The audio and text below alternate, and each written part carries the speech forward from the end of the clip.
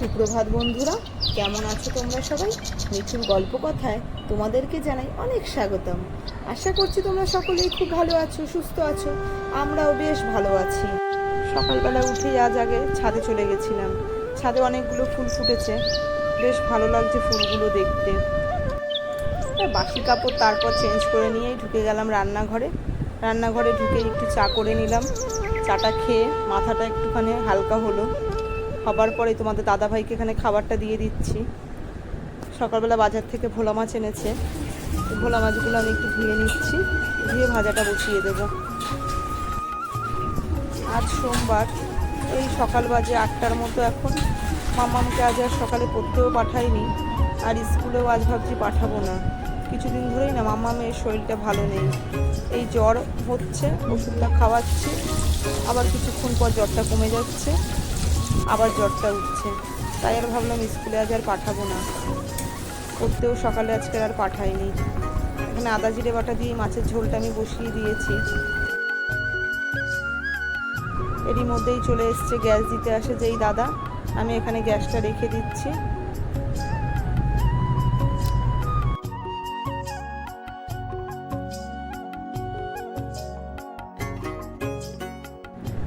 আজ না তেমন কিছু রান্না করিনি, শুধু একটু ডাল সিদ্ধ করেছি আর মাছের ঝোলটাই রান্না করলাম।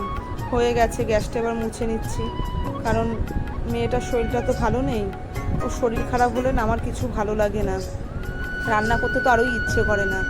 সারাক্ষণ কাজে ঘরে আর আমার কাছে বসো, আমার কাছে বসো। তাই ভিডিওটা আজ ঠিকঠাক করতেও পারিনি, জানো তো বন্ধুরা। মন ভালো না লাগলে না কিছু ভালো লাগে না করতে। আরও ঘরে যদি বাচ্চার যদি কোনো শরীর খারাপ হয় না, তখন যেন আরও খারাপ লাগে।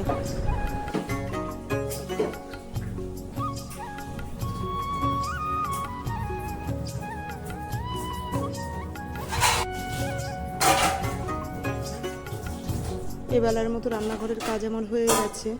কিছুটা জামা কাপড় রয়েছে, জামা কাপড়গুলো এবার কেচে নেব, কেচে নিয়ে স্নানটা করে নেব। অনেকক্ষণ বাদে তোমাদের সাথে আবার দেখা হচ্ছে। এখানে মামামের ভাত খাওয়া হয়ে গেছে, আমি একটু ফল কেটে দিয়েছি, বসে ফলটা খাচ্ছে। ফলটাও খেতে থাকুক, আমি ভাতটা খেয়ে নেব।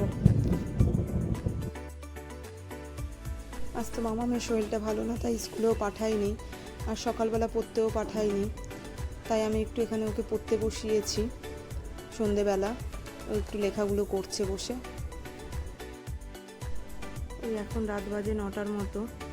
আমি আটাটা মেখে নিয়েছি, রুটিগুলো করে নেব। তোমাদের দাদাভাই রাত্রে রুটি খায়, আর আমার না শরীরটা ঠিক ভালো লাগছে না বিকেলের পর থেকে। তাই ভাত আজ আর রাতে খাবো না, রুটিটাই দুটো রুটি খেয়ে নেব আমি। ওয়েদারটা এতটা বাজে না, এই বৃষ্টি হচ্ছে আর এই রোদ উঠছে, আর এত ভ্যাপসানি গরম, গরমে যেন শরীরটা আরও যেন এর জন্য যেন শরীরটা আরও খারাপ লাগছে।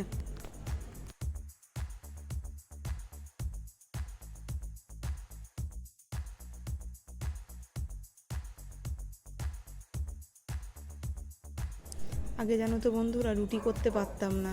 আমার বাবার বাড়িতে কেউ রুটি খায় না, বাবাও পছন্দ করে না, মাও খায় না, ওরা সবাই ভাত খায় রাতের বেলাটায়। তাই রুটি সেরকমভাবে খাওয়া হতো না দেখে রুটি বেলতেও পারতাম না, করতেও পারতাম না। আর বিয়ের পর এসে আমার শ্বশুরমশাইয়ের কাছ থেকে আমি রুটি করা শিখেছি। রুটি বেলতে পারতাম না আমি, আমার শ্বশুরমশাই শিখিয়েছে আমাকে রুটি কীভাবে বেলতে হয়, রুটি ভাজতে হয়। আগে ভাজতেও পারতাম না, পুড়িয়ে ফেলতাম সব রুটি আগে। বিয়ে প্রথম প্রথম যখন করতাম তখন রুটি ভাজা তো হতোই না, সব রুটি পুড়িয়ে ফেলতাম। তাই শাশুড়ি মাই করতো রুটি, এখন আমি নিজেই করি। তোমাদের দাদাভাই তো কাজে গেছে, তোমাদের দাদাভাইকে বলেছি ফেরার সময় মিষ্টি নিয়ে আসতে। আমার না মিষ্টি দিয়ে রুটি খেতে খুব ভালো লাগে। একটা মিষ্টি দিয়ে দুটো তিনটে মনে হয় রুটি খেয়ে নেব। মিষ্টি মিষ্টি লাগে, রুটিটা বেশ ভালো লাগে খেতে।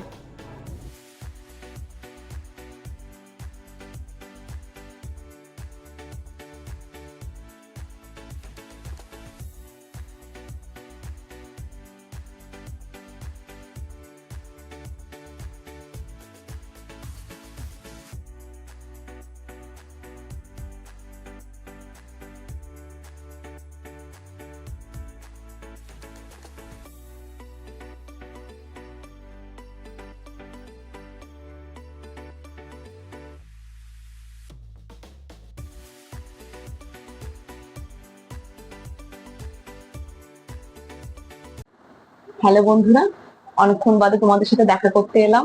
কাজ আমার হয়ে গেছে, 10টা বেজে গেছে রাত। মামামকে এখন ভাত খাইয়ে দেবো, ভাত খাইয়ে মামামকে ঘুম পড়িয়ে দেবো।